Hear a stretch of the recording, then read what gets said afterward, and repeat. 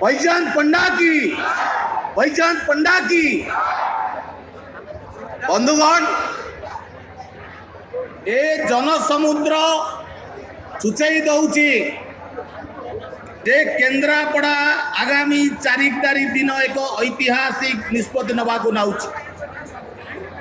आपण माने जानती विश्वर सर्वोच्च नेता, सर्वप्रिय नेता, यशस्वी प्रधानमंत्री नरेंद्र मोदी जी आज केन्द्रापड़ा जनसभा को उद्बोधन देवे। नरेंद्र मोदी जी कहते जे 10 तारीख दिन डबल इंजिन ओडिशार सरकार शपथ नब।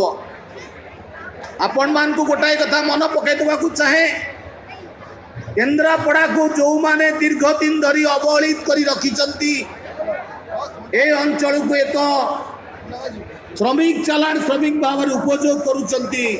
एटारे शिल्प नहीं, पीवा पाई पानी नहीं, नहीं नहीं रे समस्या है जिला तार आपण उपयुक्त जवाब देवे ना नहीं। 1 तारीख जवाब देवे ना नहीं।